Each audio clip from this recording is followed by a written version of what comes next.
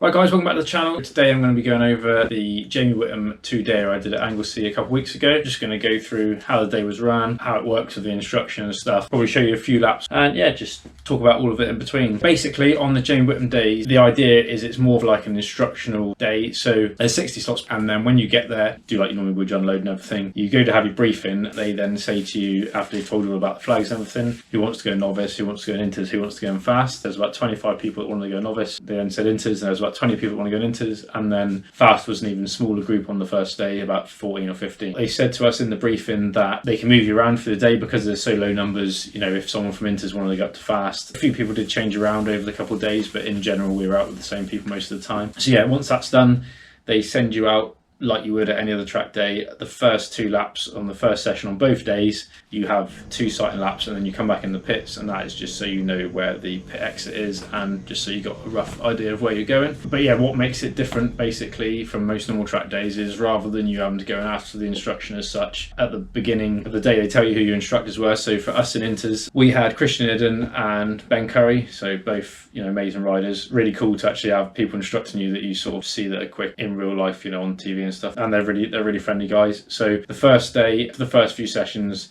they just sort of let us crack on with it. But basically what they said to us is when you finish your session, you don't have to, but if you wanted to, you could then go down as a group of us. Ben and Chris would talk to you then just overall about the session, anything they noticed. And generally, I would say 90% of it was mainly talking about the line. First day, a guy dropped a load of oil on the steep sort of, you go up on the left hand, I think that's called the rocket corner. It's like you slow down from like a 110, 120-ish to like about 30 mile an hour, the real slow left. But there was a load of oil literally exactly where the racing line was, so you then had the choice of going tight, but then obviously that would put you in a slightly different position on the next corner, or going really wide, but then you'd have to cut over the dust from the oil, which by the end of the second day wasn't a problem. That sort of things like that is what they were telling you. But also you could ask individual, you know, if you had anything specific, like I think I did ask Christian briefly about the rear brake. They would be riding around in your groups. They would, you know, they'd follow some people, then they would come past you, you'd follow them. I think the fastest lap I did of the day, which was in the very last session of the second day, happened to be when I was following Ben. That session was really cool. I'm doing this a bit back to front, I'll go back to how it started earlier on, but the very end of the second day, the last session, it was really quiet because a lot of people started packing up and stuff, and I managed to get a couple of laps following him, trying to keep up. I mean, for him it was probably like, you know, 30% pace, but for me I was like flat out trying to keep up with them. It really does pull you along. The pace they've got is unreal. Anyways, I'll go back now. So yeah, first day, did our briefing, went out, done a couple of sessions in the morning. Now when it got to the second session, a guy came off, and then another guy then in the fast group, exactly the same, the session afterwards, they both went down, and because of that had an early lunch and it moved our sessions to later. Anyway, when we went out for our third session after lunch, that was all fine, but when we come back in, I was just looking around the bike. I noticed that this bolt here, I'll get a picture of it in a minute, I'll get out the van, threaded on both ends. One end where the nut was sheared off on track and come out, and I obviously didn't hear it. I'm surprised I didn't hear it or see it. But anyway, when I started looking around the bike, I noticed it was just completely missing. People organising it and just said, look, they haven't said anything about a bolt, have they? And they did say, oh, funny enough, the guys on track did say they saw quite a big bolt out on the track, and I said, well, can I get it back? And they said, yeah, if you wait until the sort of end of the session, we'll bring it around for you. So the guys brought it around. You know, cheers to all the marshals and stuff. Thanks for getting that for me. However, when it come back in, basically, yeah, I could see then that part of the thread was sheared off, so I couldn't use the bolt anyway. So what I did then was I decided to find the closest tool station. So I drove about 20 minutes down, picked up some threaded bar. Luckily I had a grinder on me, so I cut the threaded bar down to the right size, and then I doubled up some nuts on each side, which is what is on there now. Kept double checking it after every session, managed to work for the rest of the weekend, so that was good. By the time I got back and done that, I then missed 2 of the sessions in the afternoon, so most people would have had 5 by now. I managed to then get out for the 6th session, which, you know, I could check the bike was all right, get back into it again. Obviously, I'd not been on track for a couple of hours then, so just getting back in the rhythm.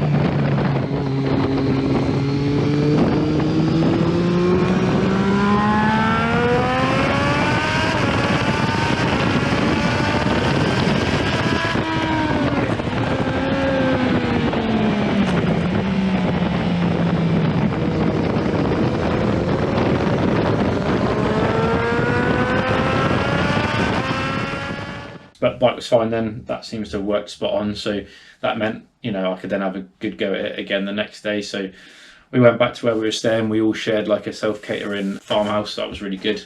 Cheers Nick for organising that, by the way. That worked out spot on. The next day then we met up with, so Rob, who is normally in Fast Group, he then just came for the second day. He was hiring a bike from Small Boys Bike Hire.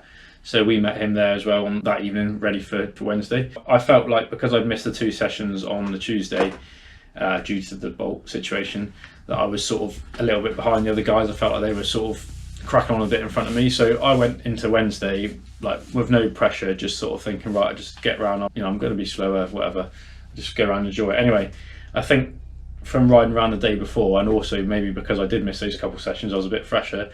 I felt it really sort of sunk in. I got into quite a good rhythm. I'm sure by like the second session on that day, I was knee down at like nearly every corner. Really felt like I was picking up the body position was more I think that was probably the other thing that settled in. Anyone who's watched my channel, you'll notice that this is the first time I've had the fairings and the clip-ons now. I did mention it in my last video that I was going to try and get them fitted, but I didn't know if I would, but I did. It was a bit of a job because I had to adjust quite a few things, because even clearance, obviously, because the bike didn't used to have a fairing, I didn't have any brackets, so I had to make up a few. Otherwise, absolute winner. I love the fairings and the clip-on. So yeah, second day, really comfortable on the bike. Now what I'm going to do is I'm going to show you the 5th session of the day from that second day, and the reason I'm showing you that is because if we go back to the Donington day, you'll notice I showed a clip where I come past a couple of the guys because they're warming their tyres up because they're not running tyre warmers, and then as the session goes on they come back past me. Now we decided to all go out as a group in the 5th session on the second day, so there was,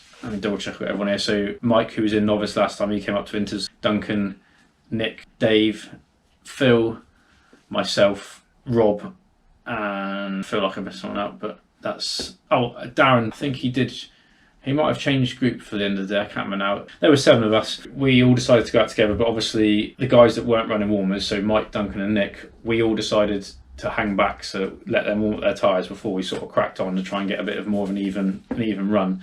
But the reason I'm showing this session is because obviously everyone learns at different pace, so whether it's because the other guys weren't going as quick as they were at Donny, or I've jumped up in pace. When I went past the guys this time, they didn't come back past me again. It could have just been that one session and you couldn't think of happened between us, but obviously for me it's a good way of seeing how I'm going, because like I say, I was getting absolutely nailed on the brakes at Donington. That's something that a few people have spoken to me about. A couple of guys on YouTube have messaged and stuff saying they were with me at Donington and could see, you know, I was not braking very hard. And when I watch the videos back from Donington, I can see, especially down to the S's, when you go over that little bump and then I'd brake really early.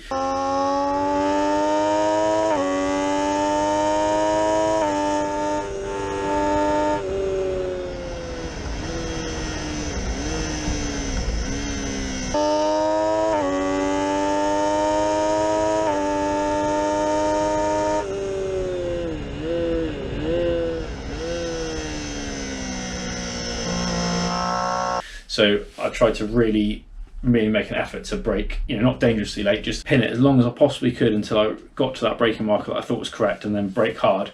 And yeah, I was actually overtaking people on the brakes sometimes. I've never really done before, so definitely sort of improvement there. And I even noticed that on the last left-hander, before you get onto the pit straight, that when I was braking hard from 4th down to 2nd, banging down the gears nice and quick like you should do, the back of the bike would sort of go a little bit light.